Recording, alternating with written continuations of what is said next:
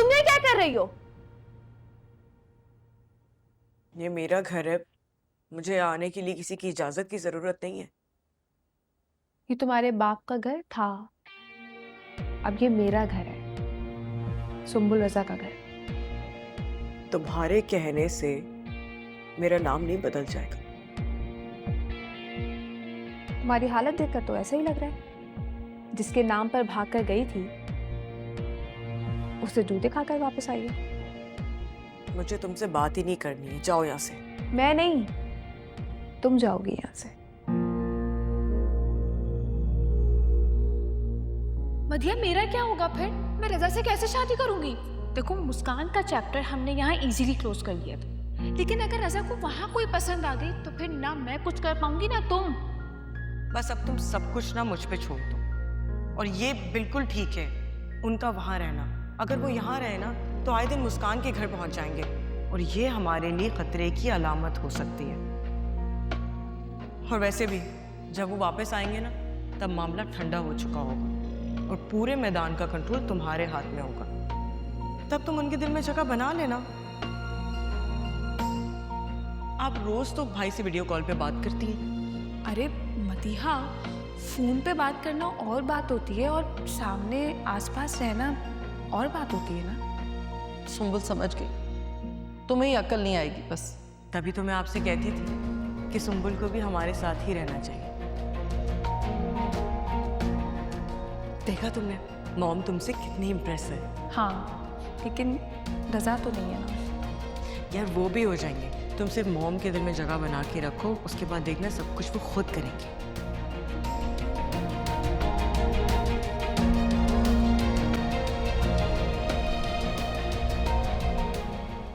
जब तक डैड और भाई नहीं आ जाते मैं कहीं नहीं जाऊंगी यहाँ से। तुम ऐसे नहीं सुनोगी ना? चल। छोड़ो सिफान, छोड़ो मुझे। सुम्बुल क्या कर रही हो ये? मैं कहीं नहीं जाऊंगी। भूल गई तुम्हें इस घर में लाने वाली कौन थी? हाँ, याद नहीं है तुम्हें? तुम्हारी वजह से मैंने आशिक के ऊपर झूठा इल्जाम लगाया, हमारी दोस्ती की खातिर, ताकि तुम मेरी भाभी बन सको।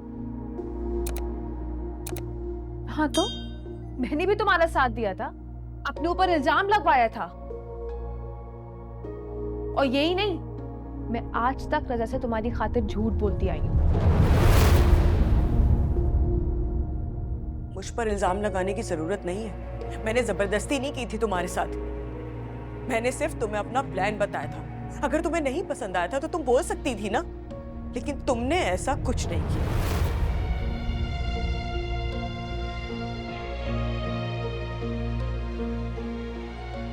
वाह, कितनी एहसान फरामोश हो तुम मदिया। मैंने तुम्हारे लिए क्या क्या नहीं किया। तुमने जो किया अपने लिए किया, क्योंकि मुस्कान से तुम भी उतनी नफरत करती थी जितनी मैं। हाँ, करती थी, करती हूँ और करती रहूंगी। सुना तुमने? सुम्बुल, सुधर जाओ, वरना मेरी तरह बहुत पछताओगी। पछताऊंगी तो तब ना, जब ये राज किसी के सामने आएगा। झूठ का हाफिजा नहीं होता सुम्बुल, सच एक ना एक दिन सबके सामने आ ही जाता है। सच तब आएगा सबके सामने जब तुम अपना मुंह खोलोगे। मैं तुम्हें इस घर में अब रहने ही नहीं दूंगी। चलो यहाँ से, छोड़ो मुझे।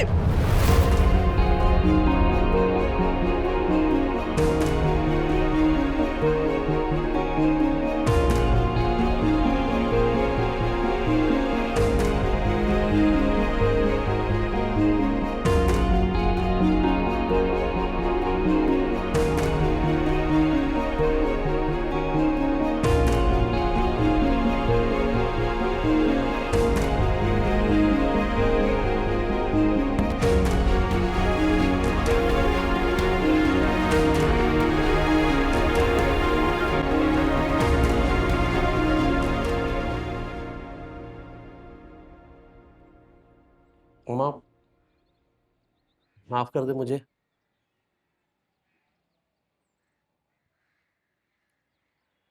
माफ कर दे अम्मा, मैंने तेरी एक नहीं मानी, तूने बहुत बोला, मैं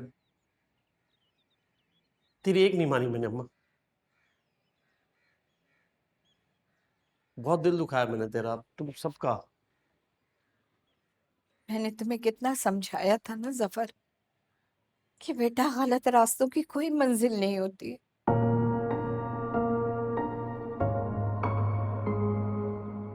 सब समझ गया अम्मा, मैं सब पता लग गया मुझे। तुम्हें पता है मैंने वहां जेल में हर दिन ना, हर रात, हर लम्हा सजा काटी है। बस दम घुटता था मेरा वहां पे, सांस नहीं आता था मुझे। मेरी अपनी फितरत ने, अपनी लालच ने मेरे हाथ बांध दिए अम्मा। मैं समझ ले मर चुका था वहां पे।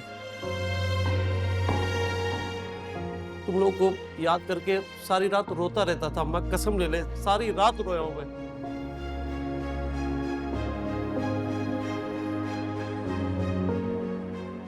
भाई जो कुछ भी हुआ उसे भूल जाते हैं। आप वापस आ गए हैं, हमारे लिए यही बहुत है। लामिया तू बहुत बड़ी है भाई, मुझे माफ कर दे। मैंने तेरा भी बहुत दिल दुखाया है, बहुत बहुत बुरा किया तेरे साथ मैंने। उस बेगैरत इंसान से बचा नहीं पाया तुझे, फंसा दिया उसके चुंगल में। लेकिन देख, तूने साबित कर दिया तू मेरी बहन है। तूने फिर भी मेरा साथ दिया, फिर भी मदद की, फिर भी बचाया है मुझे। भाई मैंने कुछ भी नहीं किया, ये सब कुछ तो आशिर ने किया है। अगर आशिर साथ ना होते तो मैं आपका केस कब का हार चुकी होती। आशिर, मेरे भाई तू भी माफ कर दे मुझे यार। तेरे साथ भी बहुत बुरा किया मैंने, बदतमीजी की है। मैं तो तेरे से नजरें ही नहीं मिला सकता यार।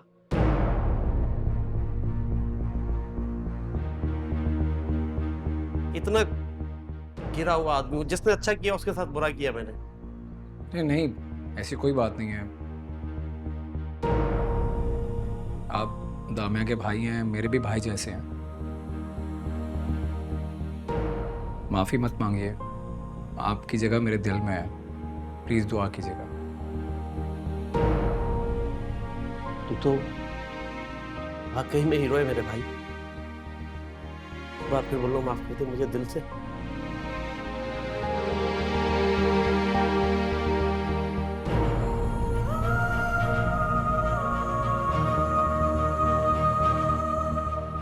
भाभी से तो मिलने भाई, वो देखें आपका कब से इंतजार कर रही हैं।